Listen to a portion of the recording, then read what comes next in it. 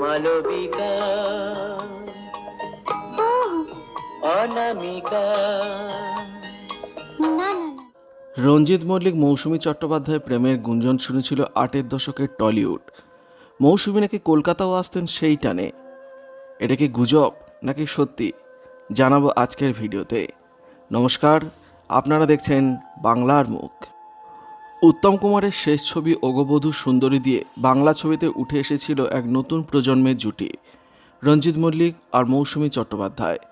তাঁরা তখন ইন্ডাস্ট্রির নতুন মুখ নন, কিন্তু এই জুটি ছিল নতুন। ছবিতে উত্তম কুমারের সহ অভিনেতা ছিলেন রঞ্জিত মল্লিক।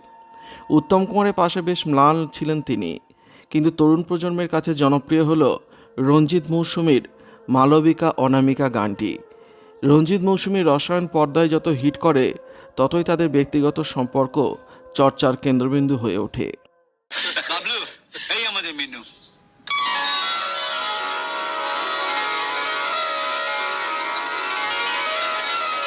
অগবধূ সুন্দরী ছবি করতে করতেই প্রয়াত হন মহানায়ক। তার শূন্যস্থানে বেশিরভাগ বাংলা ছবিতেই রোমান্টিক নায়ক হয়ে যান রঞ্জিত মল্লিক। তার সমসাময়িক দীপঙ্কর দে, সন্তু মুখোপাধ্যায়রা অনেকটাই পিছিয়ে ছিলেন রঞ্জিত মল্লিকের জনপ্রিয়তার তুলনায়। আবেগ নয় ডাক্তারবাবু, আবেগ নয়। আপনি জানেন না উনি আমার জন্য কি কি করেছেন। ওনার বাবা মা অত বড় বাড়ি ছেড়ে আমাকে নিয়ে সব। ডাক্তারবাবু, শুধু চোখ দিয়ে নয়, আমার জীবন দিয়ে আমি ওর ঋণ শোধ করতে পারবো। 7-এর দশক থেকে রঞ্জিত মল্লিক একাধিক নায়িকার নায়ক হয়ে ছবি করে গেছেন। সুচিত্রা সেন, মালা সিনহা, তনুজা থেকে মিঠু মুখার্জি হয়ে মহুয়া চৌধুরী, সুমিত্রা মুখোপাধ্যায়ের সঙ্গে জুটি বেঁধেছেন রঞ্জিত মল্লিক। বোম্বে থেকে নায়িকারা বাংলা ছবি করতে এলে নায়ক রূপে তাদের প্রথম পছন্দ ছিলেন রঞ্জিত মল্লিক। বোম্বে থেকে মৌসুমী চট্টোপাধ্যায় কলকাতায় এলে তার বেশিরভাগ ছবির নায়ক হতেন রঞ্জিত। বিশেষ করে 8-এর দশকের জুড়ে রঞ্জিত মৌসুমী জুটির চাহিদা সর্বাধিক ছিল। শতরূপা, বিধিলিপি, বন্দিনীর মতো একাধিক হিট ছবি করেছিল এই জুটি। এই ছবির গান সে সময় লোকের মুখে মুখে ফিরত নয়, ব্যক্তিগত সখ্যতা গড়ে উঠেছিল রঞ্জিত মৌসুমীর। আর সেই অন্তরঙ্গতা কতদূর সেটা নিয়ে উঠেছিল একাধিক প্রশ্ন। সত্যি কি প্রেম ছিল রঞ্জিত মল্লিক মৌসুমী চট্টোপাধ্যায়ের? অথচ রঞ্জিত মৌসুমী দুজনেই তখন বহুদিন বিবাহিত, রয়েছে তাদের সন্তান। শাড়িটা বুঝি তোমার পছন্দ হয়নি?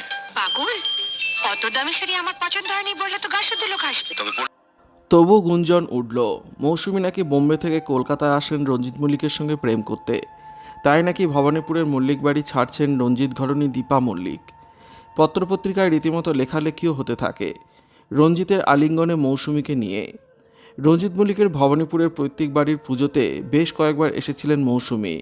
তখন তো এত মিডিয়ার রমরমা ছিল না, তাই হয়তো মল্লিক বাড়ির অন্দরমহলের কাহিনী সামনে আসেনি। এ ব্যাপারে মৌসুমী চট্টোপাধ্যায় বলেছিলেন, বোম্বেতে আমার সঙ্গে বিনোদ মেহরার সম্পর্ক নিয়ে ভীষণ চর্চা হতো। আমাকে রীতিমতো ট্রোল করা হতো, অথচ আমার বরের বন্ধু ছিলেন বিনোদ। এদিকে কলকাতার লোকও বলতো আমার সঙ্গে রঞ্জিত মল্লিকের প্রেম চলছে। কি অদ্ভুত কথা! রঞ্জিত মল্লিকের মা, দিদি আর বউ দীপার সঙ্গে আমার সম্পর্ক খুব ভালো ছিল, তাহলে দীপা ঘর ছাড়বেন কেন? তবে মৌসুমী যাই বলুন, সেই সময় বারবারই কানাঘুষো শোনা যেত বালিকাবধূ মৌসুমীর সংসার নাকি ভাঙতে বসেছে। হাতে করে শাড়ি টেনেছিলেন, কিন্তু তখন বৌদিদের সামনে লজ্জা করতে পারেনি, তাই তোমাকে খুব ভালো দেখাচ্ছে। এই প্রান্ত বয়সে এসে মৌসুমী বলছেন, স্বামী জয়ন্তর সঙ্গে আমার সম্পর্ক খুব ভালো। আমাদের বিবাহিত জীবন কোনোদিন ঘাটতি ছিল না, তাহলে আমাকে অন্য পুরুষের সঙ্গে সম্পর্কে জড়াতে হবে কেন? আমিও কি ভুল করিনি? ভুল পথ মনে হলেই আমি অনেক আগেই সেখান থেকে সরে এসেছি। আমি আমার স্বামী আর 2 মেয়েকে নিয়ে সুখী ছিলাম। আমাদের বাড়িতে আমার শ্বশুরমশাই হেমন্ত মুখোপাধ্যায়ের সঙ্গে দেখা করতে রঞ্জিত মল্লিক অনেকবার এসেছেন। তাই যার সেই বন্ধুত্বের মধ্যে কাদা ছুটত, সেটা তাদের রুচির অভাব। বোম্বে থেকে আমার কলকাতা আসা চিরকাল কলকাতার টানেই, আমার বাপের বাড়ি, শ্বশুর বাড়ির টানে। আর মৌসুমী চট্টোপাধ্যায়কে নিয়ে কী বক্তব্য রঞ্জিত মল্লিকের? তিনি বললেন, মৌসুমীর সঙ্গে আমার আলাপ দীর্ঘদিনের। যদিও আমরা প্রথম কাজ করি 1981 সালে অগবধূ সুন্দরী ছবিতে।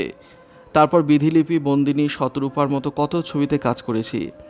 অসম্ভব প্রতিভার অধিকারিণী। আমি আমার কর্মজীবনে বহু অভিনেত্রীর সঙ্গে কাজ করেছি, তারা সবাই ভালো, কিন্তু মৌসুমী একটু হলেও সবার থেকে আলাদা। আসলে মৌসুমীর অভিনবত্ব হলো ও কমেডি চরিত্র ঠিক যতটাই ভালো করে, ততটাই ভালো ও সিরিয়াস চরিত্রে। অনেক অভিনেত্রী দেখেছি, কিন্তু ওর মতো কমিক টাইমিং আর কোনো অভিনেত্রীর মধ্যে দেখতে পাইনি। আসলে অগবধূ সুন্দরী সেটে মৌসুমীকে দেখে আমি চমকে গিয়েছিলাম। উত্তমদার বিপরীতে দাঁড়িয়ে ওর এমন অবলীলায় অভিনয় দেখে আমি মুগ্ধ। মৌসুমী কাজের প্রতি খুবই নিষ্ঠাবান।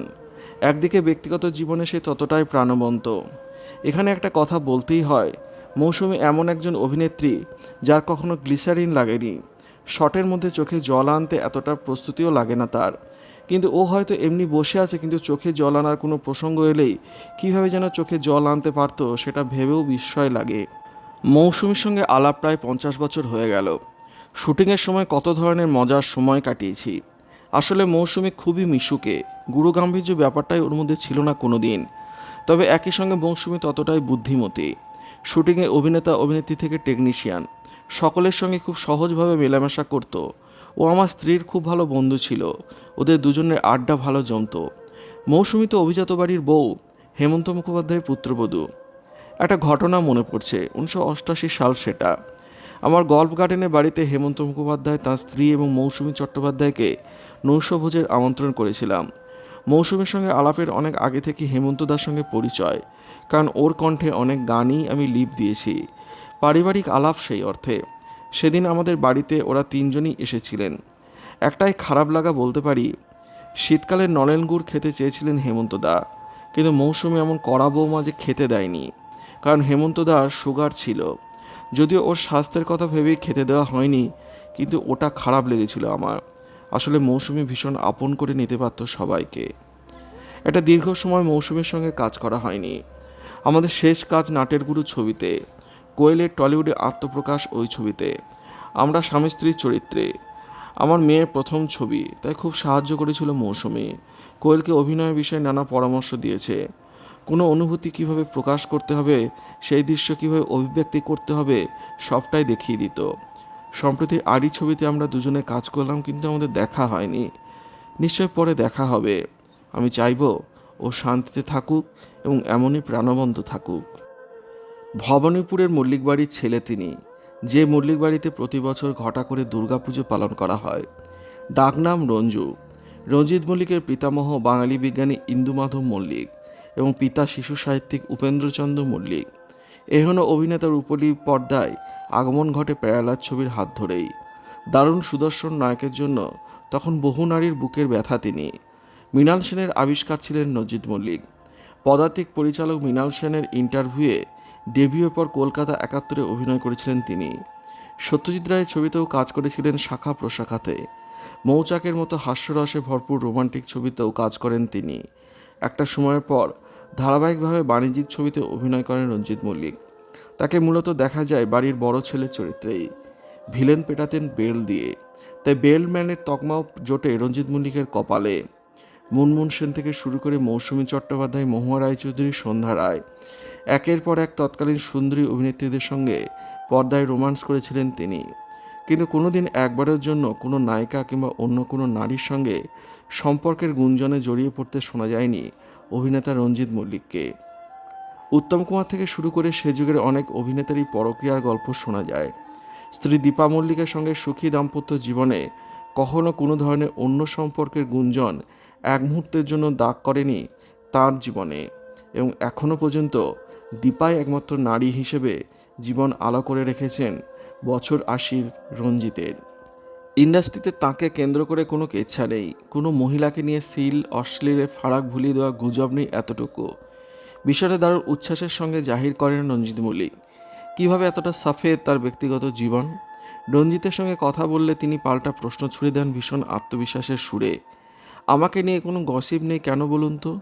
এই প্রশ্ন এখনও পর্যন্ত অনেকের ক্ষেত্রেই প্রযোজ্য হয়, তাই না? এবার সেই প্রশ্নের জবাব তিনি নিজেই দিয়েছেন। গসিপ না তৈরি হলেও নায়িকাদের সঙ্গে অত্যন্ত নির্ভরতার জায়গা ছিল রঞ্জিত মল্লিকের। বলেছেন, আমি যাদের সঙ্গে কাজ করেছি সেটা মুনমুন সেন হোক, মহুয়া রায়চৌধুরী, মৌসুমী চট্টোপাধ্যায় কিংবা মিঠু মুখোপাধ্যায় হোক, সবাই আমার খুব ভালো বন্ধু ছিলেন। অভিনেত্রী সুমিত্রা মুখোপাধ্যায় আমাকে বন্ধু নামেই ডাকতেন। কথা বলার সময় ফেলে আসা স্বর্ণালীর সময় ফিরে গিয়েছিলেন অভিনেতা রঞ্জিত মল্লিক। ভিডিওটি আপনার কেমন লাগলো কমেন্টের মাধ্যমে লিখে জানাবেন।